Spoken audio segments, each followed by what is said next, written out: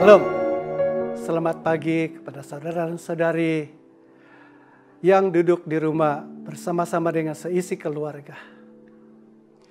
Puji Tuhan, karena Tuhan kita, Allah kita, berdaulat atas segala sesuatu. Dia berkuasa atas segala sesuatu dan segala sesuatu yang berlaku di bumi ini hanya berlaku karena dengan izinnya. Saudara dan saudari, kasih oleh Tuhan, pada pagi ini saya ingin membawakan kita untuk belajar sebahagian daripada kebenaran firman Tuhan.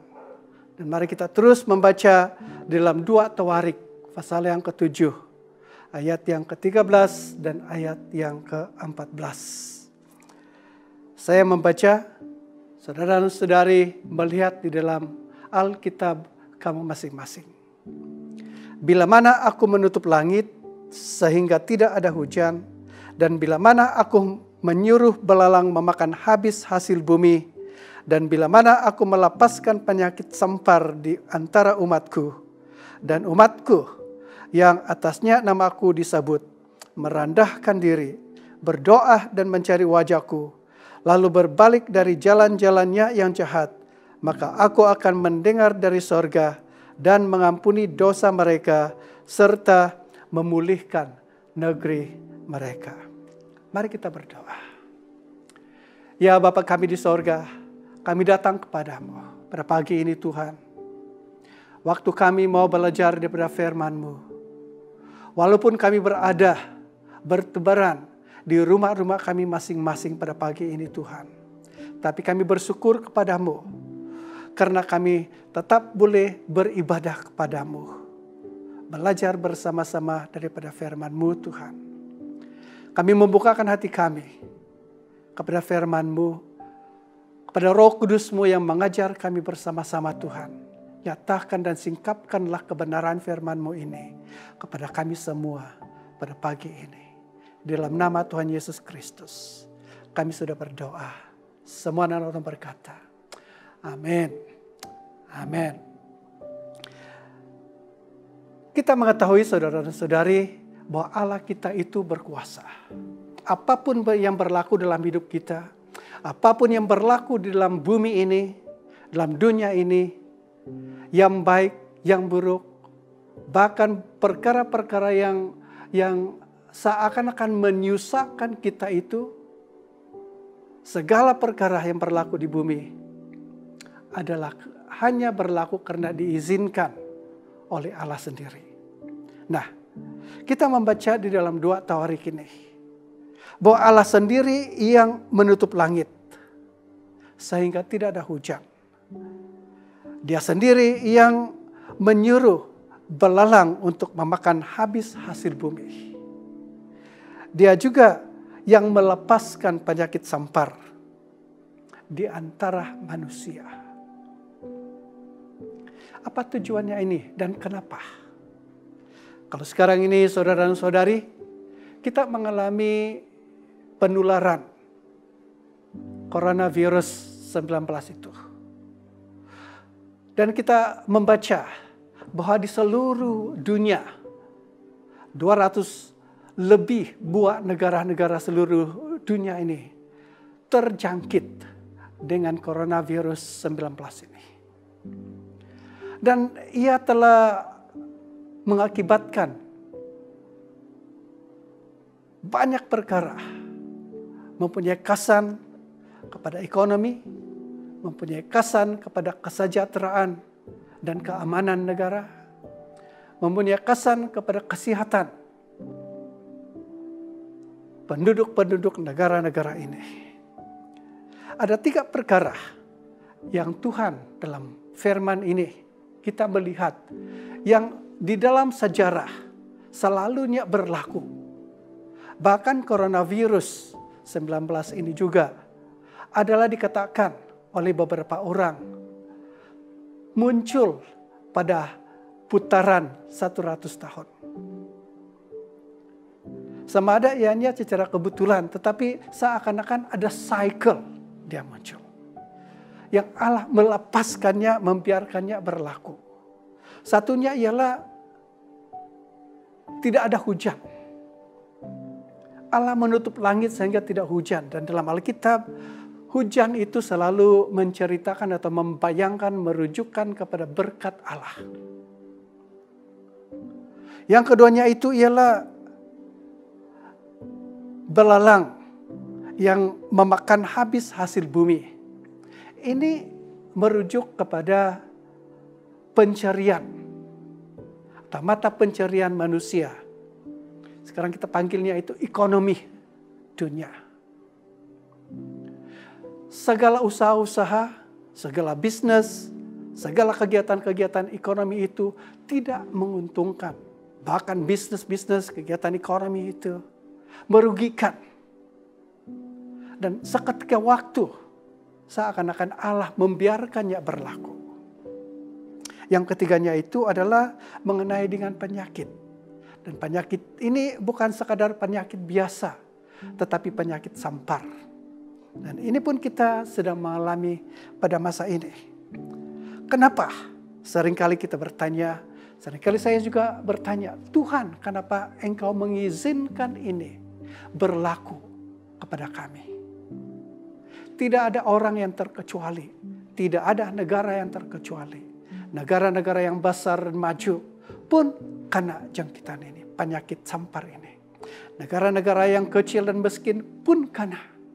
Orang-orang kaya, orang-orang miskin, orang-orang besar dan kecil, semuanya kena oleh penyakit sampar ini.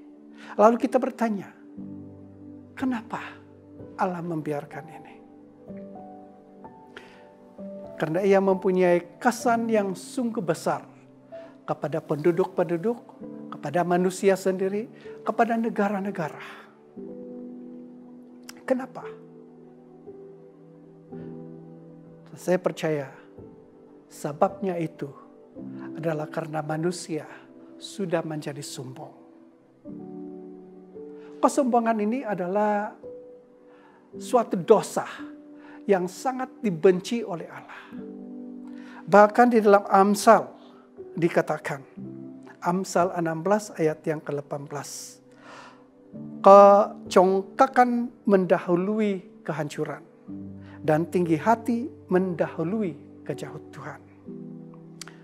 Dalam NIV dia berkata, pride goes before destruction, and a haughty spirit before a fall. Sebelum seseorang itu jatuh, ia didahului dengan hati yang sombong dan congkak. Sebelum sesebuah negara itu jatuh dan musnah, ia didahului oleh kesombongan dan kecongkakan. Bagaimana manusia boleh sombong, congkak? Salah satu daripada faktor yang membuatkan manusia sombong itu adalah apabila dia merasa dia sudah successful. Dia merasa bahwa dia tidak memerlu Allah lagi. Bahkan dia sengaja melakukan perkara-perkara yang tidak menyenangkan hati Allah. Kejahatan manusia begitu dahsyat dan besar. Sehingga Tuhan Yesus mengatakan bahwa dibandingkan dengan penduduk dan kejahatan penduduk di kota Sodom dan Gomora, kejahatan manusia pada zamannya itu 2000 tahun yang lalu lebih dahsyat, lebih teruk daripada kejahatan penduduk-penduduk di Sodom dan Gomora. Dan kita juga melihat dalam Alkitab, dan saya pikir dosa kesombongan ini adalah dosa yang tertua karena ia berlaku di sorga. Yesaya pasal yang ke-14 ayat 11 hingga kepada ayat yang 15 berkata, wah, engkau sudah jatuh dari langit, hai bintang timur, putra fajar. Engkau sudah dipecahkan dan jatuh ke bumi, hai yang mengalahkan bangsa-bangsa. Engkau yang tadinya berkata dalam hatimu, aku hendak naik ke sorga. Aku hendak mendirikan takhtaku mengatasi bintang-bintang Allah. Dan aku hendak duduk di atas bukit pertemuan, jauh di sebelah utara. Aku hendak naik mengatasi ketinggian awan-awan, hendak menyamai yang maha tinggi. Ini merujuk kepada Lucifer. Lucifer sebelum dia jatuh dalam dosa di sorga adalah malaikat yang memimpin bala malaikat, semua malaikat di sorga untuk memuji dan menyembah Allah. Bahkan Alkitab mengatakan bahwa dirinya, di dalam dirinya itu sendiri adalah orkestra, alat-alat musik. Dirinya sendiri, dia sendiri itu pemusik.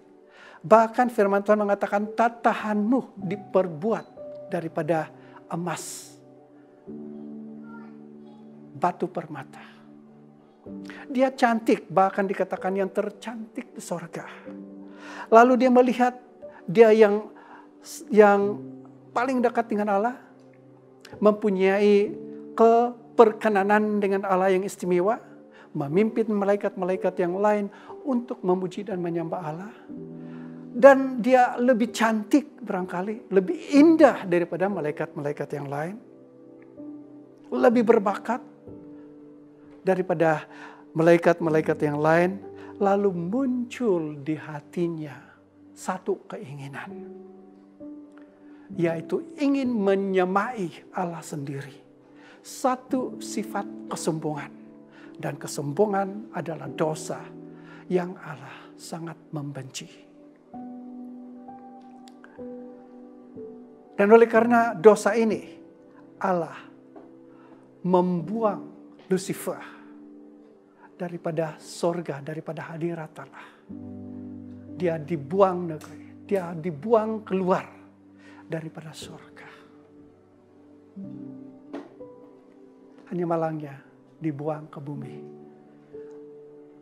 Tugasnya itu adalah menipu, menyesat manusia. Tapi dia jatuh karena kesombongan. Nah, manusia yang dipengaruhi oleh iblis, dipengaruhi dan dikuasai oleh dosa, hidup dalam dosa, bahkan tidak mengenal dosa lagi, menjadi pemberontak terhadap Allah. Roma pasal yang pertama ayat yang ke-24 dan ayat-ayat selepasnya ini berkata, saya baca hingga kepada ayat yang ke-32. Karena itu Allah menyerahkan mereka kepada keinginan hati mereka akan kecemaran, sehingga mereka saling mencemarkan tubuh mereka. Sebab mereka menggantikan kebenaran Allah dengan dusta dan memuja dan menyembah makhluk dengan melupakan penciptanya yang harus dipuji selama-lamanya. Amin. Karena itu Allah menyerahkan mereka kepada hawa nafsu yang memalukan. Sebab istri-istri mereka menggantikan persetubuhan yang wajar dengan yang tak wajar. Demikian juga suami-suami meninggalkan persetubuhan yang wajar dengan istri mereka dan menyalah-nyala dengan birahi mereka seorang terhadap yang lain. Sehingga mereka melakukan kemesuman laki-laki dengan laki-laki.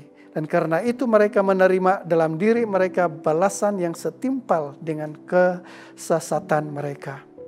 Dan karena mereka tidak merasa perlu untuk mengakui Allah, maka Allah menyerahkan mereka kepada pikiran-pikiran yang terkutuk, sehingga mereka melakukan apa yang tidak pantas, penuh dengan rupa-rupa kelaliman, kejahatan, keserakahan, dan kebusukan, penuh dengan dengki, pembunuhan, perselisihan, tipu muslihat, dan kefasikan. Mereka adalah pengumpat, pemfitnah, pembenci Allah, kurang ajar, congkak, sombong, pandai dalam kejahatan, tidak taat kepada orang tua, tidak berakal, tidak setia, tidak penyayang, tidak mengenal belas kasihan. Sebab walaupun mereka mengetahui tuntutan-tuntutan hukum Allah, yaitu bahwa setiap orang yang melakukan hal-hal demikian patut dihukum mati, mereka bukan sahaja melakukannya sendiri, tetapi mereka juga setuju dengan mereka yang melakukannya. Nah, Alkitab sudah mencatatkan kejahatan manusia. Atas kejahatan manusia ini, Allah membiarkan malapetaka, penyakit sampar, kegawatan ekonomi, menutup berkat daripada sorga ke atas manusia. Saudara dan saudari, Tapi di dalam semuanya ini Allah mempunyai janji. Karena Allah kita adalah Allah yang penuh kasih. Bahkan firman Tuhan mengatakan bahwa Yesus Kristus, Juru Selamat itu, mati di salib semasa kita masih hidup di dalam dosa.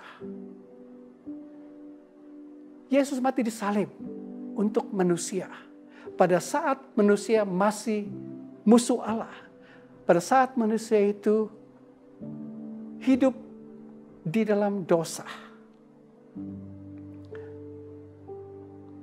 Dan bagi umat Kristen, umat yang percaya kepada Tuhan, firman Tuhan mengatakan bahwa dan umatku yang atasnya namaku disebut, merendahkan diri, berdoa dan mencari wajahku, lalu berbalik dari jalan-jalannya yang jahat, maka aku akan mendengar daripada sorga dan mengampuni dosa mereka serta memulihkan negeri mereka.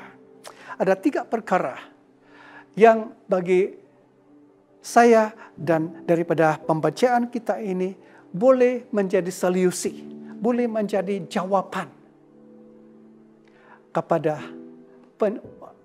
kepada masalah yang dihadapi oleh manusia.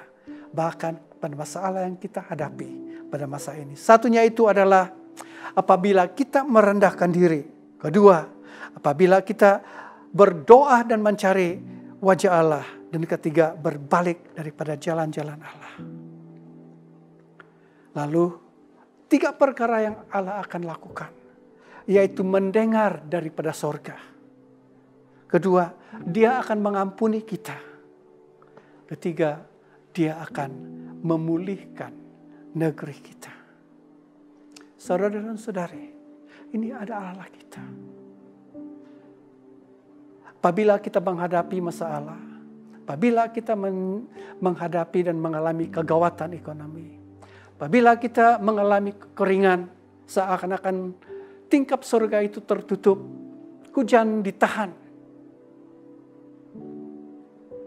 langit ditutup dan hujan tertahan tidak turun. Semuanya itu adalah karena kekerasan hati kita sendiri. Semuanya itu berlaku kepada kita karena kesombongan manusia.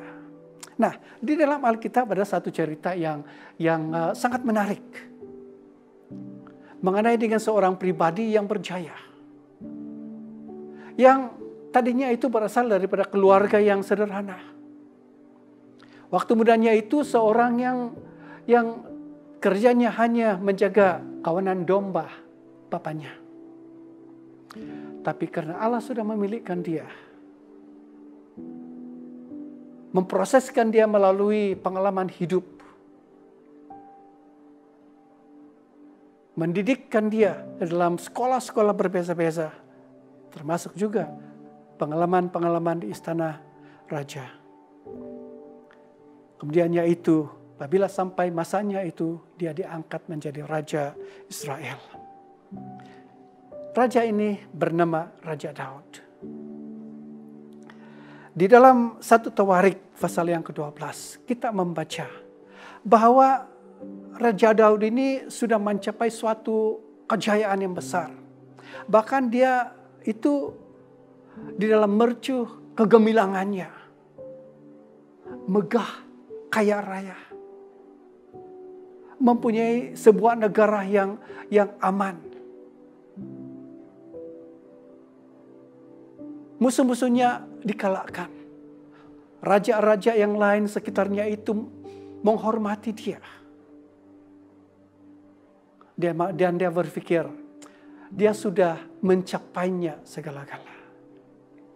Pada suatu ketika, iblis datang kepadanya, membujuk dia untuk menghitung orang Israel, untuk menilai dan mengukur kekuatannya. Daud memakan bujukan iblis itu. Dan dia menyuruh Yoab untuk menghitung orang Israel.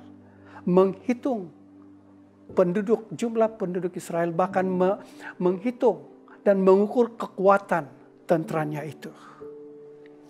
Dan Yoab kembali untuk memberi laporan kepada Raja Daud. Dia mengatakan, kekuatan tenteranya adalah 1.570.000 orang. Ini terdiri daripada orang-orang yang boleh memegang pedang, bersedia untuk berperang. Standby untuk berperang bila-bila masa. Bukan itu sahaja, tapi mungkin juga dalam sensus ini membuat inventory, auditing dan inventory kekayaannya. Lalu Daud merasa dia megah, dia kuat, dia berkuasa. Allah murka ke atas dia. Kenapa? Karena Daud menjadi sombong atas kejayaan dia. Dia lupa bahwa kekuatannya itu, kekuasaannya itu berasal daripada Tuhan. Kekuatannya itu hanya terletak di dalam Tuhan sendiri. Dan kuasa yang ada pada dia itu hanya dan sekadar kuasa yang diberi oleh Allah sendiri kepadanya. Dan Allah menyambar Israel,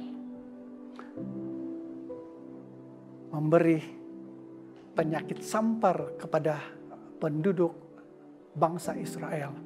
Dan firman Tuhan mengatakan 70.000 orang mati karena penyakit sampar itu. Ayat 14, 1 Tawarik pasal yang ke-21 itu mengatakan, jadi Tuhan mendatangkan penyakit sampar kepada orang Israel, maka tewaslah dari orang Israel 70.000 orang. Bukan itu sahaja. Ayat 15 mengatakan pula Allah mengutus malaikat ke Yerusalem untuk memusnahkannya. Allah sudah berhasrat untuk memusnahkan Israel, termasuk kota Yerusalem. Kota di mana tempatnya istana Raja Daud itu. Tapi ayat 15 mengatakan, maka Tuhan melihatnya lalu menyesallah ia karena malapetaka yang hendak didatangkannya itu. Lalu berfirmanlah ia kepada malaikat pemusnah itu, cukup, turunkanlah sekarang tanganmu itu. Pada waktu itu, malaikat Tuhan itu sedang berdiri dekat tempat pengirikan Ornan, orang Yebus. Ayat 16 katakan, ketika Daud mengangkat mukanya, maka dilihatnya lah malaikat Tuhan berdiri antara bumi dan langit. Dengan di tangannya pedang terhunus yang diacungkan ke atas Yerusalem. Lalu dengan berpakaian kain kabung sujudlah Daud dan para tua-tua. Saudara dan saudari, apa yang berlaku ialah Allah sudah merancang untuk memusnahkan Israel. Karena kesombongan Daud. Karena Daud itu merebut kemuliaan Allah. Tapi waktu Allah sedang menghantar malaikatnya untuk memusnah Yerusalem, Allah melihat. Lalu dia jatuh atau balas kasihannya. Jatuh ke atas orang Israel dan Yerusalem. Lalu dia menghentikan malaikat pemusnah itu untuk menghancurkan Yerusalem. Pada masa itu Daud berada di satu tempat yang dipanggil tempat pengirikan Ornan, orang Yebus, orang-orang yang besar. Waktu Daud melihat dan dia mengetahui bahwa malaikat itu adalah malaikat pemusnah. Apa firman Tuhan mengatakan? Lalu dengan berpakaian kain kabung, sujudlah Daud dan para tua-tua. Daud melihat sudah mengalami 70.000 disampar oleh penyakit sampar. Dan dia melihat bahwa Allah akan memusnahkan Israel, memusnahkan Yerusalem. Lalu dia cepat-cepat menyadari kesilapan dia dan dosa dia. Dia menyesal. Dia panggil semua para tua-tua, pemimpin-pemimpin Israel. Mereka berpakaian kabung. Merendahkan diri di hadapan Tuhan. Mohon pengampunan daripada Tuhan. Dan apa dikatakan oleh Allah?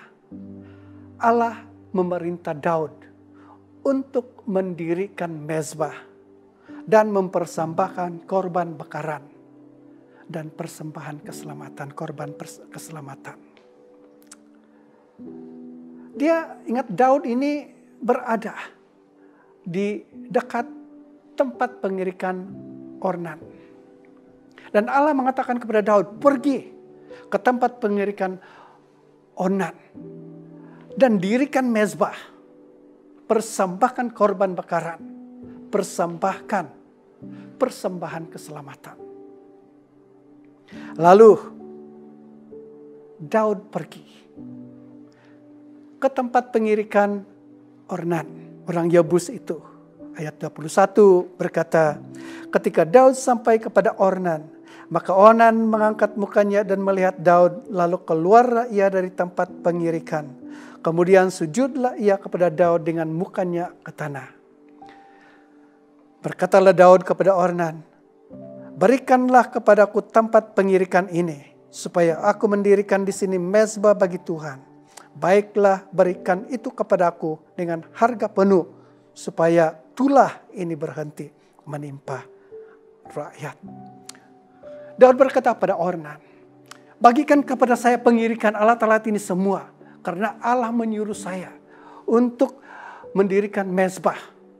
Karena saya harus mempersembahkan korban bakaran, persembahan keselamatan, untuk menghentikan tulah ini jatuh ke atas orang Israel, bangsa Israel, kata dia. Ayat 23 berkata, jawab Ornan kepada Daud, ambillah dan baiklah tuanku raja melakukan apa yang dipandangnya baik. Lihatlah, aku berikan lembu ini untuk korban bakaran dan eratan-eratan pengirik ini untuk kayu bakar dan gandum untuk korban sajian. Semuanya itu kuberikan. Apa yang berlaku adalah oke, bagus. Saya berikan semua ini alat-alat pengirikan, ini bijiran gandum. Bahkan ada lagi seekor lembu saya ingin berikan. Dengan percuma gunakan saja. Jangan susah-susah. Ambil semua. Tidak ada harga, saya kasih free untuk Anda. Untuk tuanku, kata Ornan. Tapi ayat 24 katakan, tetapi berkatalah Raja Daud kepada Ornan, bukan begitu, melainkan aku mau membelinya dengan harga penuh. Sebab aku tidak mau mengambil milikmu untuk Tuhan. Dan tidak mau mempersembahkan korban bakaran dengan tidak membayar apa-apa.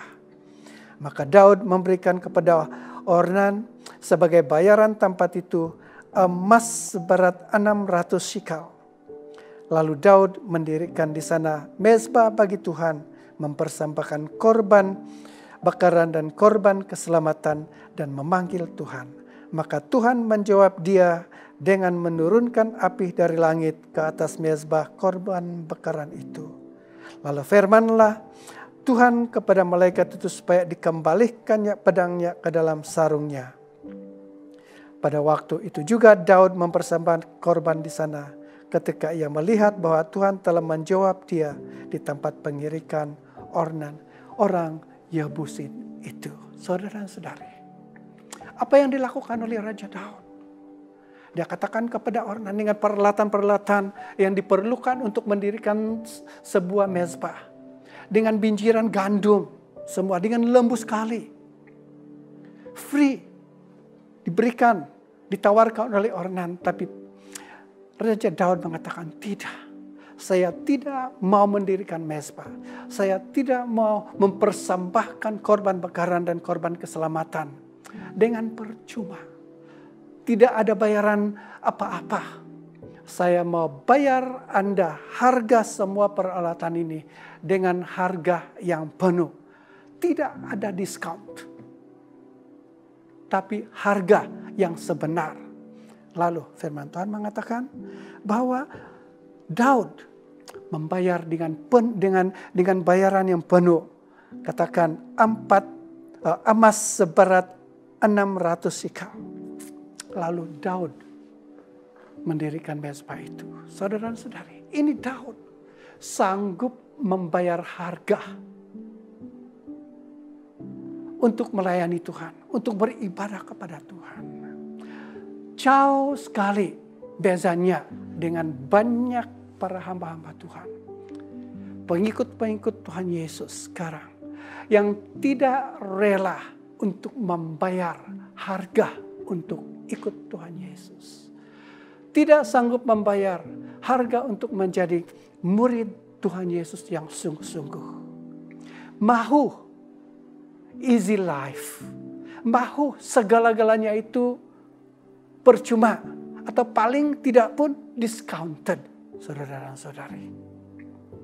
Tapi kalau kita mau menikmati berkat Tuhan yang istimewaan besar itu, kalau kita ingin mengalami mukjizat yang besar itu dalam hidup kita, di dalam keluarga kita, di dalam gereja kita, dalam pelayanan kita, kita harus sedia untuk membayar harganya.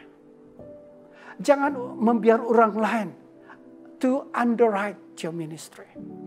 Kalau Tuhan telah memanggil Anda untuk melayani Tuhan, Tuhan sendiri akan memperuntukkan segala keperluan-keperluan untuk menampung pelayanan Anda itu. Kalau Tuhan yang sudah memanggilkan Anda, Daud, saudara dan saudari, rela membayar harga yang tinggi. Apabila kita mau melayani Tuhan, apabila kita mau mengejar yang terbaik daripada Tuhan untuk hidup kita, apabila kita mau mengalami suatu penembusan dalam hidup kita, dalam pelayanan kita, dalam keluarga kita, dalam bisnis kita, kita harus rela membayar harga. Dan mungkin harga itu penuh, harga itu mahal, harga itu tinggi. Tapi kita harus rela membayarnya. Dan firman Tuhan mengatakan bahwa apabila Daud membayar harga penuh kepada semua peralatan yang diperlukan olehnya untuk mendirikan mezbah dan membolehkan beliau untuk melakukan korban bakaran, korban keselamatan itu, firman Tuhan mengatakan Allah menjawabnya. Dan Allah membatalkan hasratnya untuk menghukum Israel. Membatalkan rencananya untuk memusnahkan Yerusalem. Nah, saudara dan saudari, kuncinya bagi kita untuk mengalami mukjizat di tengah krisis dan masalah dan cabaran dan masalah dan tekanan ialah datang kepada Allah. Membayar harga untuk sungguh-sungguh berdoa, mencari wajah Allah, merendahkan diri. Itulah makanya Tuhan berkata dalam 2 Tawarik pasal yang ke-7 ayat 14 itu, dan saya ingin membaca itu untuk menutupkan firman Tuhan ini. Dan umatku yang atas namaku ini disebut, merendahkan diri, berdoa dan mencari wajahku, lalu berbalik dari jalan-jalannya yang jahat, maka aku akan mendengar dari sorga dan mengampuni dosa mereka serta memulihkan negeri mereka. Saudara-saudari, Allah kita itu penuh belas kasihan. Allah kita itu sangat mengasihi kita. Tidak termasuk dan tidak ada di dalam rancangannya untuk memberikan kita hari-hari yang celaka, tapi masa hadapan yang penuh pengharapan. Dia adalah tempat perteduhan kita, dia adalah pelindung kita. Tapi kita juga sebagai pengikut-pengikut yang percaya kepada dia harus melakukan bagian kita. Saudara dan saudari, saya ingin katakan pada kita juga. Kalau tadinya saya mengatakan Allah benci, murkalah itu besar ke atas kejahatan manusia. Tapi saya ingin katakan, saudara dan saudari, Allah juga telah memperuntukkan jalan bagi manusia untuk keluar terlepas daripada kemurkaan Allah itu. Yaitu percaya kepada Dia yang mati di salib untuk dosa-dosa manusia, yaitu Yesus Kristus. Firman Tuhan mengatakan, Dia telah mati disalib untuk dosa-dosa kita. Dia dikubur, tapi hari yang ketiga dia bangkit selaras dengan apa dikatakan oleh firman Tuhan. Dia adalah Allah sendiri. Dan di dalam Tuhan Yesus Kristus Allah telah menyatakan kasih-Nya kepada manusia. Dan firman Tuhan mengatakan dalam Yohanes pasal yang pertama ayat yang ke-12 itu mengatakan, sesiapa yang menerima Dia telah diberi hak menjadi anak-anak Allah. Apabila kita percaya, apabila Anda percaya kepada Tuhan Yesus Kristus, apabila kita mengakui dengan hati kita, apabila kita percaya dengan hati kita bahwa Dia adalah Tuhan, mengakui dengan mulut kita bahwa Dia adalah Tuhan, kita diselamatkan. Bagaimana firman Tuhan mengatakan, dengan hati kita percaya dan kita dibenarkan. Tapi dengan mulut kita mengakui dan kita diselamatkan. Keselamatan bagi Anda terletak timbul di hati. Karena iman kepada Tuhan Yesus Kristus. Keselamatan Anda, pembenaran Allah adalah apabila Anda percaya kepada Dia. Keselamatan Anda berlaku apabila Anda mengistiharkan, memperakui melalui mulut Anda sendiri bahwa engkau percaya kepada Tuhan Yesus menjadi Tuhan dan Juru Selamat Anda. Karena Dia adalah satu-satu jalan. Tidak ada jalan yang lain. Dan Dia adalah penyelamat kita. Yang Allah sendiri sudah utus, sudah kirim. Untuk menjadi penyelamatkan kita semua. Saudara-saudari, pada masa-masa sekarang ini adalah masa yang paling baik untuk kita semua. Untuk sama-sama kita mengambil masa berdoa kepada Tuhan. Ambil masa bersama dengan keluarga Anda. Berdoa kepada Tuhan, mencari wajah Tuhan, merendahkan diri terhadap Allah. Dan Anda akan mengalami mukjizat yang besar. Anda akan mengalami kelepasan. Anda akan mengalami pemulihan daripada Allah. Dan firman Tuhan yang kita boleh lihat dalam Yoel itu mengatakan, semua yang dimakan habis oleh belalang yang lain itu, Tuhan akan pulihkan, kembalikan itu kepada kita 7 kali lipat pada apa yang kita telah hilang. Nah, ini adalah apa yang Tuhan lakukan untuk kita semua. Puji Tuhan. Haleluya. Mari kita berdoa. Bapa kami di sorga, kami berdatang kepadamu. Kami sangat menyadari waktu membacakan firman-Mu Tuhan. Bahwa Engkau adalah Allah yang boleh menyelamatkan kami. Engkaulah Allah yang sudah menjanjikan untuk memulihkan keadaan kami. Waktu kami merendahkan diri, berdoa dan mencari Engkau, berbalik daripada jalan-jalan jahat kami.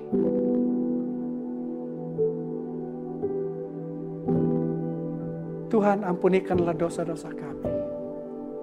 Ampunikanlah kesalahan-kesalahan kami, Tuhan. Dan seringkali Tuhan sebagai pengikut-pengikut-Mu, kami tidak sanggup membayar, kami tidak rela membayar harga yang dikenakan kepada kami untuk menjadi pengikut-Mu yang sungguh-sungguh, untuk menjadi murid-Mu yang sungguh-sungguh. Ampunikan kami Tuhan. Dan oleh karena keengganan kami itu Tuhan, berkat-Mu yang lebih besar itu terhalang mengalir dalam hidup kami. Kami tidak dapat mengalami mukjizat-mukjizat yang besar dalam hidup kami karena kami tidak sanggup membayar harganya Tuhan. Tapi bagikanlah kami hati seperti hati Raja Daud.